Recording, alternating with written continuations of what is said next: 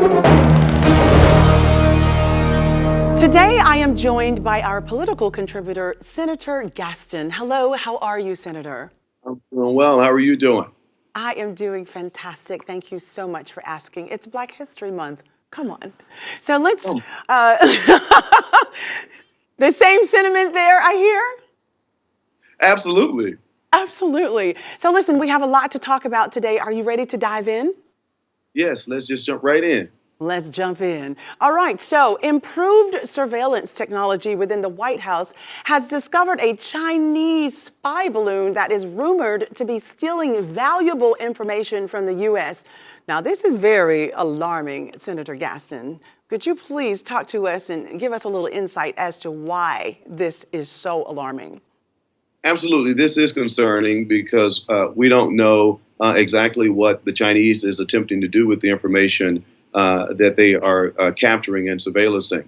But one of the things that I do know is that we're doing everything that we can, especially with respect to the Biden administration, to deal with this issue very decisively and quickly, and in a way that's going to be safeguarding the American people. I do know that the Trump administration didn't even know that these balloon surveillances were even flying over the U.S. territories. But Joe Biden is doing everything he can to make sure we strengthen up our protection and our security around surveillancing of this magnitude. Yes, he is. Thank you so much to President Biden for that. And also, you know, when you look at it, we shot the balloon down, is from what I understand, right? The balloon was shot down. And so what are the repercussions to that? Because I hear China is threatening us now. Is that true? Well, that's a great question. I mean, I know that initially there were some controversy or at least some discussion around whether or not we should shoot down the balloon or not. I mean, America is within its right, especially looking at the international laws, to ensure that we are keeping safe our airspace ways. And I think that shooting down was the appropriate thing to do. And I like the fact that it was shot down near the coast of the Carolinas where there is water, so as to mitigate any threat that might have been if they shot it down over on the ground. So I thought it was decisive. They need to do that. I mean, of course, China is going to try to push back, but I have full faith and confidence in our American intelligence and our military system that we stand ready for any threat that China may pose. But I know that we are willing to extend our hand if they're willing to unclench their fists. Most definitely. Now, listen, our next story, Senator, takes place at Nyack Middle School in Rockland County, New York City. On February 1st, Nyack Middle School served the students fried chicken, watermelon, and waffles. Now, the school vendor has apologized again for the inexcusable Black History Month menu. What do you have to say about this? I have a lot to say, but I want to hear from you. Once again, we are still dealing with the sting of Jim Crow. And have taken on a new outfit. So we're dealing with Jim Crow Jr. and Jane Crow Jr.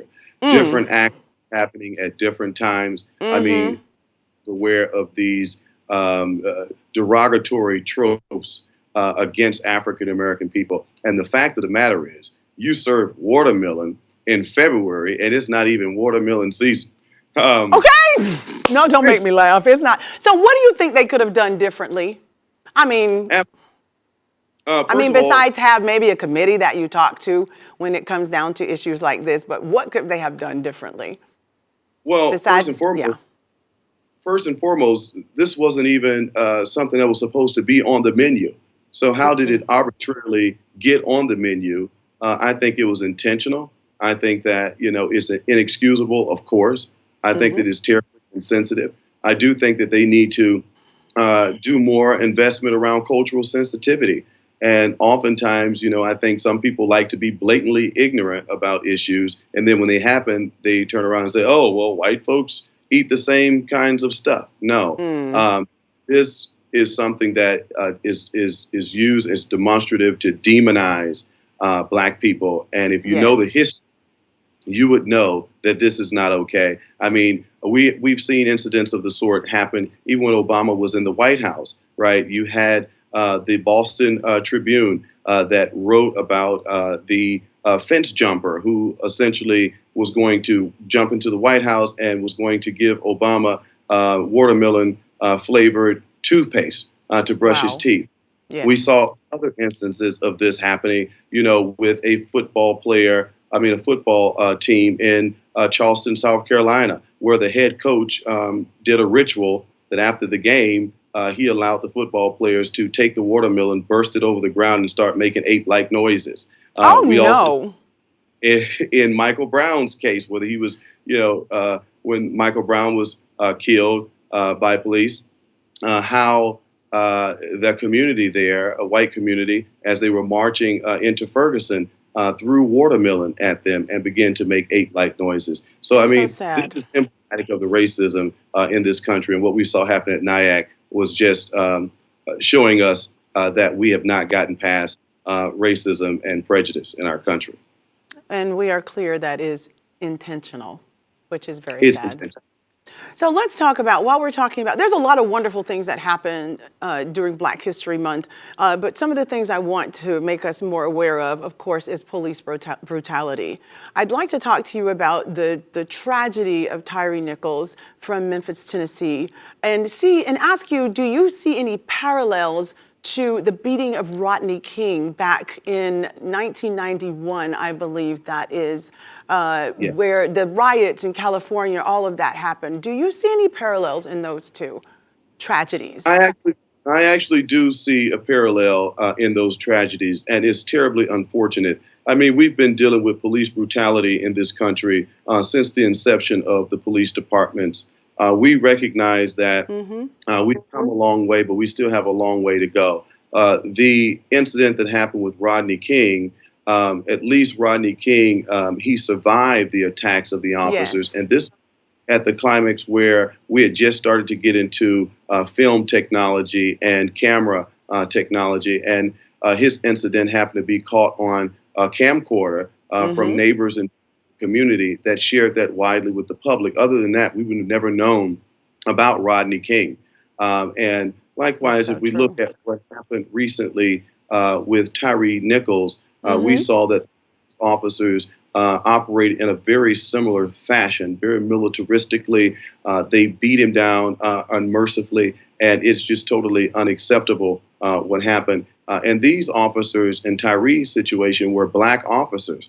And so some folks are saying, Oh my well, this goodness, yes. Black on Black situation. But I think that this demonstrates and shows that there's a culture of policing that have been get by with this kind of beating on the public. And I think that people are tired of that. And what we're beginning to see is folks all across the country taking this to the street in protest, saying that we do something differently. And I think that's also what happened in the Rodney King incident to raise the awareness of how we need to have better policing and more community-based policing, where police engage in our communities with empathy, compassion, and respect Yes. for Yes. individuals. I agree with you. Thank you so much. And guess what? On a lighter note, let's talk about an HBCU. We are talking about Howard University. They just made history. They were awarded $90 million by the Pentagon to establish a research center. This is unbelievable. This is unbelievable, and it No. is absolutely mission critical for HBCUs all around the country to look at what is happening at Howard University and engaging more so in research. I think what this is going to do is to help balance statistics and research that we get and that we hear about all the time. And now we actually have an HBCU that's going to be leading in this effort. We know that statistics don't lie, but we do know that liars do statistics. And sometimes we have a much more balanced approach. And I think Howard University is going to tell the real story of what's happening. It's speaking to how HBCUs have been terribly underfunded historically, and they've been mostly teaching institutions. I think this is really right-siding a wrong, and it's at the same time, I think, going to bleed over into other historically Black colleges and universities. Talented students, talented faculty, And this is just tremendously exciting that it's a right move in the right direction. It It shows. really is. And what better month than February, which is Black History Month. Okay, y'all bring it on. Dr. Yeah. Senator Gaston, thank you so much for joining me on this segment of Breaking News. We're going to take a short break, but we'll be right back.